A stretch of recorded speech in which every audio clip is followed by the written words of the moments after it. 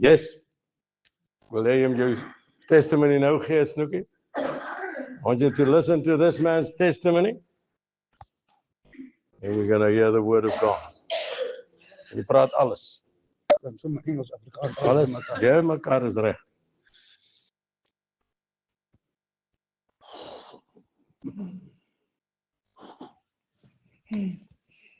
Praat net soos die Here op jou moet lê.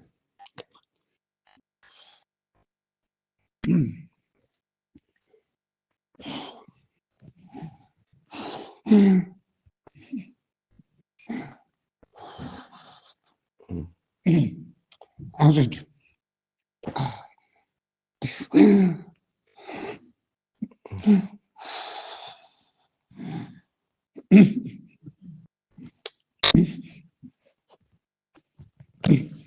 door de smoording.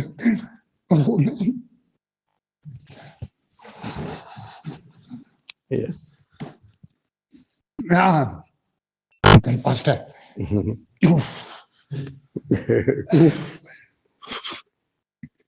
Bid vir kalmte, Here, dat hy hom kalmte sal gee nou. In Jesus naam.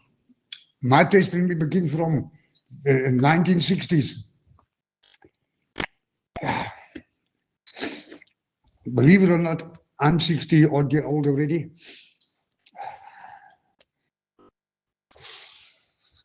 I'm just going to cut short. I'm not going to go to long details. I just want to tell you that this happened in my life.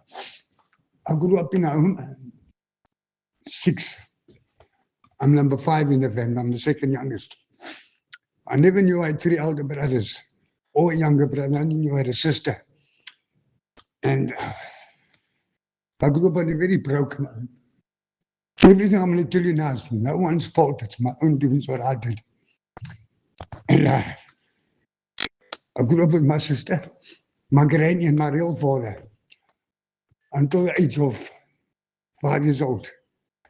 Don't recall much, but I was alcoholic at that age already. I was drinking Paul Pelé with my granny each day.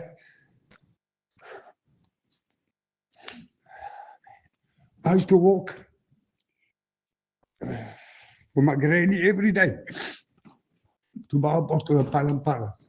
And I would sit and drink it with my granny. Before my dad gets home from work, because he mustn't see my granny's drunk. He'll get home, I'm passed out. At that age, the welfare stepped in. Well, my real mother, I didn't know my mom at that time. The welfare on me. Next minute, I'm in a big office, and I'm on a train with my sister, these 2 security guards. They're taking me to a place just other side King Williamstown. That's on the way to Stutterheim. It's called Azili Valley RC. It's Roman Catholic, the nuns and priests. They take me there, and there I meet my 2 elder brothers and my baby brother. And we're all orphans and broken up homes, kids growing up there. Telling you, if anyone ever saw the film of Tom Sawyer, Gary is bad. Let me tell you, we were, the right word is hooligans. Ons was regtig waar die skyn van die aarde. We were taught to steal, lie and cheat. There was no other way but. Telling you, those nuns were really good to us. From standard 1 till end of standard 4, I was an altar boy carrying a big cross and the incense, and I'm bound to statues. I've broken all 10 commandments. Everyone's fingers just can lift up. I've broken them more than double that. All 10, not even exaggerating. I'm starting off by bowing first to idols. God's first command is to bow to any other idol. But man, I'm the one to live. I didn't know these things. What like this? Then at the end of standard 4, the 2 nuns came, they took me and my brother now, put us on a train, they get on with us. I end up in the southeastern Transvaal, a place called Ogies. Now I'm meeting my mom and my stepfather. He married her when I was 5 years old, which I never knew. I found out later on in life. So we go live at a place called Kriel. Jy sal weet wat dit is, pastoor. My dad was it, well, my stepdad, I call him dad. He was working at Eskom. Now they put us in a school in Ogies. Look at this funny name, become Ogies. I end up in the primary school, it's the English medium school. I'll do my standard 5 there.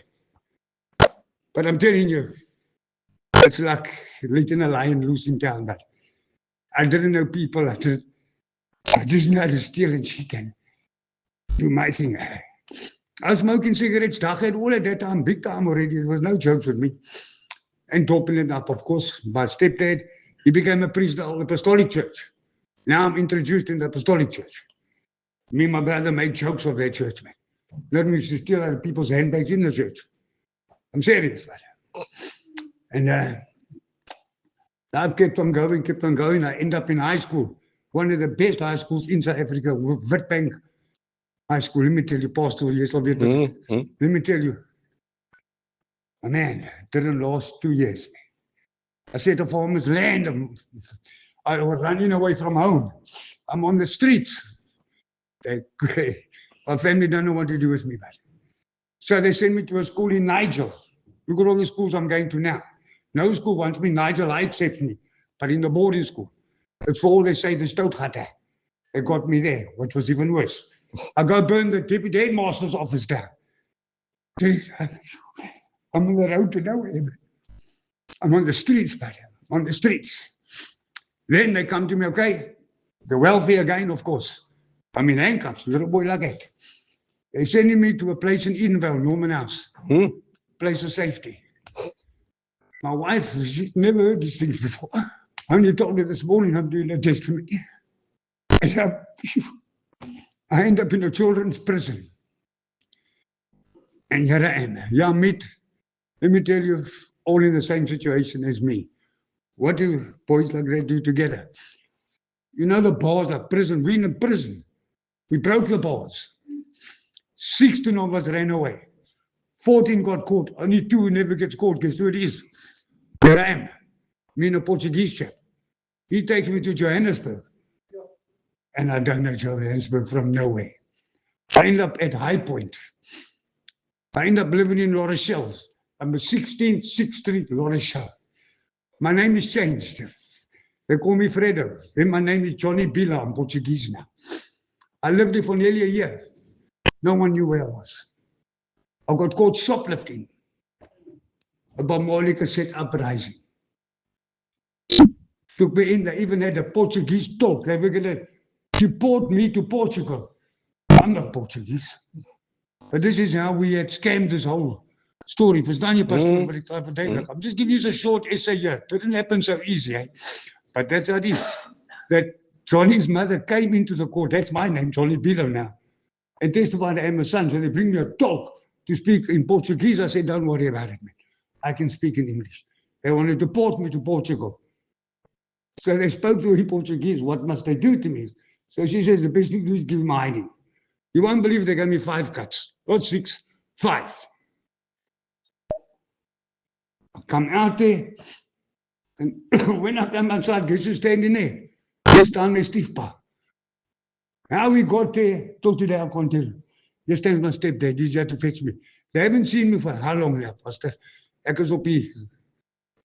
When there's trouble, I just run. Load me. Now they take me back to Norman House. They don't want me. There's no school in the old state Transvaal that will me soek me. I'm standing 7 chaps. No one wants me. Nobody. So Pastor Douglas, when he spoke just 3 weekends ago, I'll never forget it. About potholes. Let me tell you about it. I'm in potholes. Really. And I'm not dodging them. I'm going for them somewhere. So now my stepdad says only one thing. He's taking a transfer back to East London. And guess where to? Westbank. Where do we come stay? Smith Street. What school am I? No school's taking me. What school takes me? Westbank High School. What a big mistake. Let me tell you, I'm going to school. Bottle of wine here. Bankpacker a dag on me inside of my blazer jacket. So I'm going to school. Now I'm teaching these other ladies how to do this too. At the back of the school, I go in. My mom used to drop me off. I come through the front gate, over the back, over the fence, to the golf course. And I'm teaching all these ladies what to do. And this is carrying on. This is carrying on. Anyway, but I'm passing Maths was one of my best subjects. I was quite a boffin in maths. God bless me with maths. It's just me, that's me. And anyway, getting through high school, I'm passing, I'm doing well, not doing stupid. But I'm always stealing, thieving, and lying. That's me. That's all I want. Stealing by my mother, stealing by my brother, my family, man. My mom's watching TV. I'm taking the TV and selling it, man.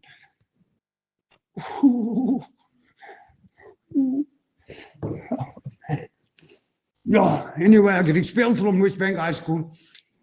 Myself and this friend of mine, Clifford Posthumus, Deputy Hegel was the one. We only came to school first break. My mom drops me up, but we go to the golf course. We go smoke our dakka and having our dop. Get to school first break. I'm lekker on a plug. She comes and says, hey, why is late at school? So it was 2 flights of stairs up. I can even go show you the class. We get to the top. I say, tramper, right down the flight of steps. Get into the classroom, go sit. It was Afrikaans lesson, 2 periodes. So they got an old projector. Like on so film base, I'll never forget it, van die voortrekkers. So we're sitting in the back, ons is die 2 jollers. Over the loudspeaker, to Cox and Posthumus, headmaster. Pick our bags up, ons is gewoond aan. We get in hiding daily, so it's part of it. We get there, this time there's no hiding. Uit my school uit. Ja. Sê vir julle ouers, tomorrow morning, so. Stuff you, man. Sorry for that. I just email. We go back to the golf course. We go smoke and drink. My mom comes to fetch us off to school. Now my dad had just bought a house in Sunny Ridge. He must know now. Said, weet nie, I'm in this trouble. She comes and fetches us. Me and my brother, we get in the car. My brother punched me, when are you going to tell us? I'm not going to tell her nothing. Kom by die huis. Hey, and I'm nervous. So I go to say, Mommy, the headmaster wants to see you tomorrow morning. Whoa! Now she's screaming. What if school's going to take you? What am I going to do with you? I'm tired of you. I can't take this no more. Next morning, load me early to the headmaster. Get there, Dr. Quinton Weekly's the headmaster. He looks me straight in the face. Just the first prophecy that comes in my life. You came to jail. I said to me, he said, you going to jail. Oof, but okay, we're going to allow you to write your final exams. I passed with 3 distinctions, believe it or not. You going to jail. Go. Now, I'll get home, and my stepdad's very disappointed in me. Very disappointed. Anyway, I do the exams, I pass everything, I finish high school. Now I must go work. Just, I'm working 2 years, it's going well now. Now I'm working, I've got an XL 125S, I've got my motorbike. I was going to get a second motorbike, things are going well. I meet this young girl, she's at school, yeah, she falls pregnant. I messed her life up. She was still at 8, it was called Commercial Heights, Sterling High today. Oh, but wherever I was going, I'm corrupting and doing wrong with the people, man. So anyway, I get the army call up, 2 years. Fair enough. Yeah, I got too much. I was the last 2-year intake in South African Army history, the old South African Defence Force. July 84 to June 86. Did my 2 years. You see, I was so... It was lekker for me to do things like that because I'm not at home, man. I was, you know, it was net ons manskap, man. You understand what I'm saying? Just with my type of people. I finished my 2 years. I must go back to work now and what. And I meet a certain gentleman, he's passed on now. And take note, everyone I'm talking about, they've all died. They've all died in mysterious ways. Stabbing, overdosing, things like that. Here I am. Wait. That starts now what I'm trying to get through to you people. And you can remember the old apartheid South Africa. I'm going to join the SACP. Now start smuggling guns. I'm not working no more, I'm smuggling guns. I'm sorry,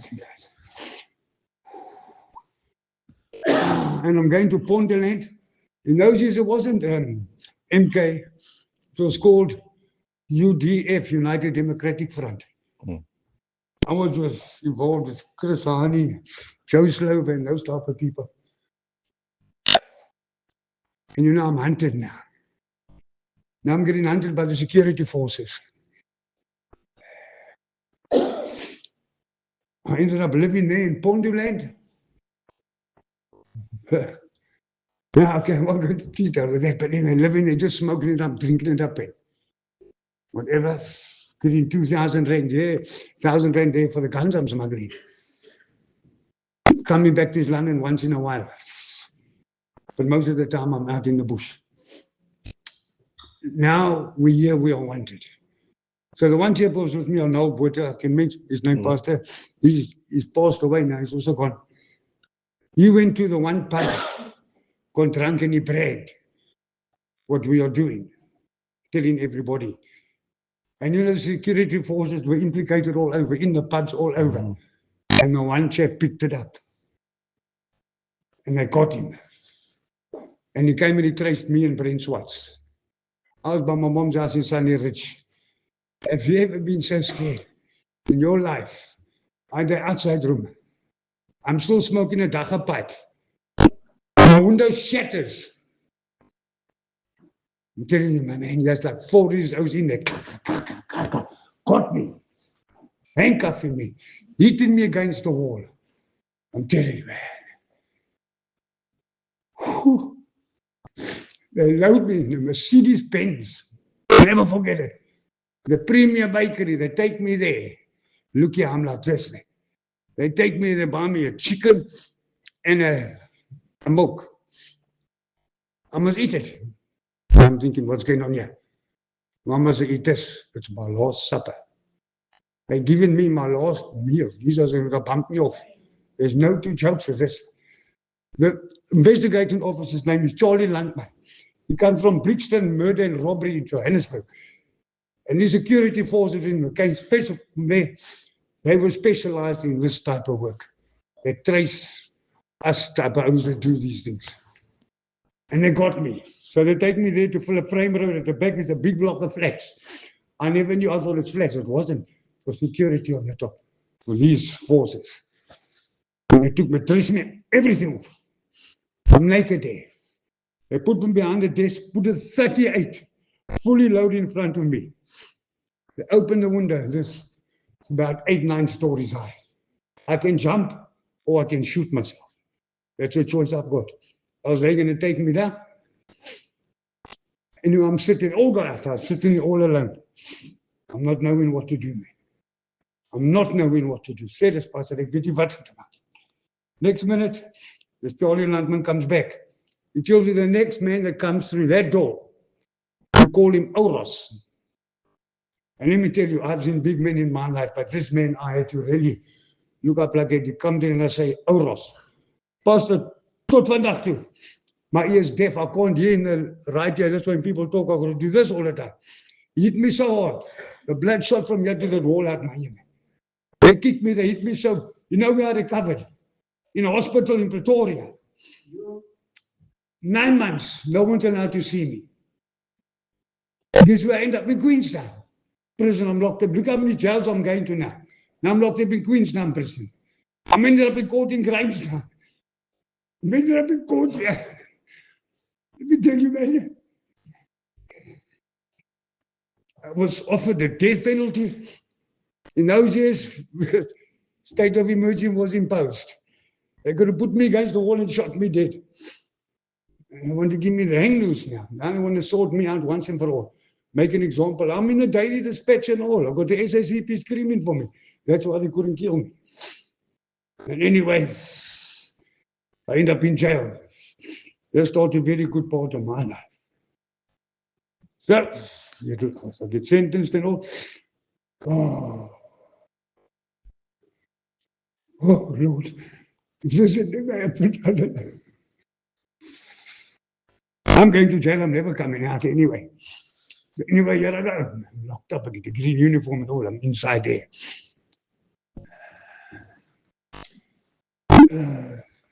So they take me back to Queenstown prison, and they send me to this prison here in London. It used to be still apartheid, the white people up there in F section and the black for A, B, C, and D. So I asked him, nah, man, ek wil nie pandit met die wit mense nie. No, I don't want to pandit with these white people. I'm not white, me. Look here. The magistrate said to me, you are a danger to society. Look what I put on me, F society. Look what I put on my head. Tell it to the judge. I used to have nowhere on my head. Thin as a rake. I just want to smoke and drink. I got nothing to do with the next person. So,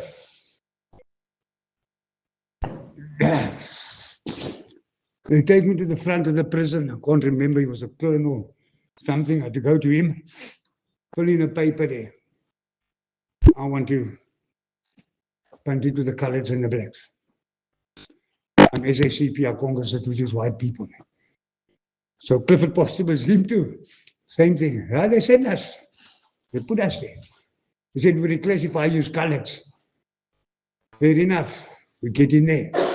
Now I'm back home again. From my young days till now. I was terug by die huis, man. Ek voel, you sit. Because by my broers. Now I'm going to become a gangster.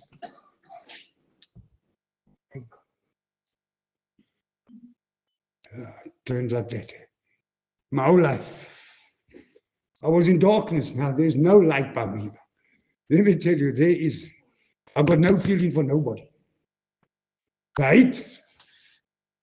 I can't explain to you what it is. The light can burn in my face, it's dark. I'm visit, I'm seeing nobody. My family lost me. No visits, no nothing. I don't want to see nobody. And you, don't even call me for a visit. I want nothing to do with nobody. I'm at home. So I end up becoming a gangster in jail. We call it a 26, 27. Mug's game, but anyway, there's it. Now, it's going. Now I'm becoming a threat in the prison too now. Now we're starting to stab. We're starting to rob. Anything and anybody. When you come in, that's your buck. You must know. We're waiting for you. We're taking you down, Pastor. And really bad. Very bad. They can't keep me. Let me explain to you how many prisons they send me to. It's Queenstown. It's London. Klerksdorp. Kroonstad. Pretoria Central. I end up in the second biggest farm in South Africa. Prison farm. Goedemoed. Ultra maximum. So only in jail that will exist me. The other jails don't want me no more. No schools want me. Nobody wants me. No jail wants me. Die tronk van waar me. En laat ik jullie vertellen. It's a single switch. A, B, and C, 6, and K. It's with donks and guns day and night. The lights stay on day and night. It's war there, Pastor. It's war. Now there you don't even get exercise because there's always stabbing and fighting. So I don't want to go into detail with it, but I'm just explaining to you this is what I went through. So it comes to exercise this Saturday. They decide we can exercise, we can go to soccer. But please, no fighting, no nothing. And I'm walking out. I see what's laying here. You know, dakschroef. With all the roof on, the zincs. Now pick up one. Clifford also picks up one. You look at everything he said vandag is die dag. It's in us. Ek gaan vir iemand nou seermaak. Luister. It's 4. Nou ons gaan uit. Clifford sê nou, ek gryp jou voor mek. Mense, I hit him. 3 shots to the blood was Clifford the other in the back. Twat. Guns go. If you don't put that weapon on, they can shoot you now. Oh, weapon down. They put the dog on me. Took me here. They had to burn my veins together. The blood shooting out of me. I'm in Elwell North in the hospital. Stitches in my head. I'm telling you, I couldn't do this for close to 2-3 weeks. I was in chains like this for 3 months. Leg shackles on. You're only allowed 30 days in chains. I'm 90 days. I'm like that. I get a spare diet where they take your food away. They call it 30-day spare diet. You get a plate of soup in the morning and 2 slices of bread. No salt in it. At night, you only get a cup of soup. That's how I'm surviving. Not worried. Now, I'm coming to the Bible. The only book I've got in that shell is the Bible. Let me tell you this. God, give me a Bible. Pastor, give me a Bible. Pastor, look what I do, man. And now we can't smoke. Excuse me. And I'm got the Bible like this now. They say God doesn't like from back to front. I'm saying, to hell with him. Watch up. What's it up to me? Get out, man. I'm from back. I've been in love with the book of Revelation. What's this pastor? I don't know why. And I don't understand what I'm reading. But I'm reading Revelations, pastor, I don't. Why? For what? I'm on my hands and knees in those chains. Please, God, what must I do? Now, I don't want my friends and my other gangster friends to know what I'm doing. I've got quite a high rank in this. I promise you, man. That's all. Now, and I'll stop now. You won't believe. This is one of the, in my life, this is like one of the biggest things I've ever done. They come in and give me tobacco. I've got no paper. I've got the Bible. You take it, guess what I do? I smoke the Bible. Serious. Enough of it. You don't know that. Oh, and I would, Pastor, I would tell you a piece. Read it and smoke it. Serious, man. That's what I was going through. Right? And I was there quite a few years. Right? And then the election came. Look how life is changing now. Election comes, Mandela becomes president. I do not know the outside world now. You understand? I don't know. Hey, I haven't seen none of my family, man. I don't want to know them anyway. Ek wil net met my broeders wees. When I was with some bad people. Let me tell you. I was in a cell. I just want to explain to you something. We were 12 people in that cell. Sleep on 2 mats and 4 blankets and 2 pillows. I laid like that for years. For many years. And let me tell you, they couldn't put people in the cell with us to tear them apart. Serious. We were very bad. I'm not even exaggerating. The very bad is not even the right word. We were institutionalized. We had gone backwards. It's like that, you can't. That's what I'm saying. You can't let a lion loose in town. What you're going to eat us all up. Now, they call me to the front to tell me they're going to release me. I thought they're joking, man. Mandela's pardoned me. He's releasing me. They call it a ngwauza, what he gave me. I'm not worried as you. I go back to my cell, man. Go back to C6. In that cell, we had hijacked a sergeant. A white sergeant. His wife used to come daily and give him his food through the window. Just want to tell you this. We were going to kill this man. I'm not even exaggerating. That's why when I say 10 commandments, I've done them all how many times. We were really positive we were going to end his life for him there and then. Guess how they came and got him out? They came with helicopters. You won't believe it, man. That this can throw a key and turn it. They came with helicopters and ropes. I said, good enough. We were 626s in that show. We had him. Pastor, I was doing bad nonsense, man. Bad. His wife to bring him lunch. We take a lunch and eat it in front of her. Telling you. And they came and they got him out there. But they hit us beyond repairs. Moving a panel beat it very, very, very bad. Let me tell you. You think that 3 months in change was lots? So what they did was bad. They lifted me up against the wall with a fire hose. No stronger fire hoses. Lifted me up like that, held me up there. They shot the one general through his leg, other one through the back. They were shooting to kill us now. But not one of us got killed. We just got separated. I end up back by Queenstown and I couldn't stay there. I'm sitting in Queenstown jail right. They sent me back to Goedemoed. You must understand, now they're going to release me. I said, just can't release me. I'll go back to my brothers and CC. I don't want to go home. Then they called me again, it was a Major Foster. And he said to me, we're going to release you. Whether you like it or not, we found your family. None of your family want you. Do you know that? I said, oh, obviously I know that. No, none of them want me. So where are you going to send me to? They're sending me to his London prison. Someone will come there to see me. And I got to his London prison. Guess who's there? My stepfather again. My pa. A man of disappointed. All these years, man. He bought my first soccer boots, everything for me. And I used to kick him on the back like that. And my poor mother. My mom's 88, but she's still alive. And I didn't want to be released, to be honest with you. Then they released me. What a mistake they made. What a mistake. Pastor, if I'm walking down the road and the hooter blows, I jump this high, man. I didn't know hooters in it. You know, I'd been so long there, I'd even forgotten what a car even looks like inside. You know what I mean? I only knew how to lie, steal, and cheat. That's all it was in me. So now you're letting me loose. Then they put me on a farm by my sister. And I want to tell you this before I carry on. I went to my engineer and said, God, while I was in the single cells, you give me a wife and a family. I stop all my nonsense.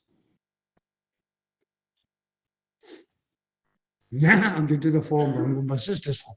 I'm drinking a 5-liter wine, I'm smoking it. There's nothing I'm not doing. I'm meeting a new drug called Tuk-2 now. Now that I'm also doing. My health is deteriorating, but I'm not realizing it. And guess what happens? You know what I asked God for a wife?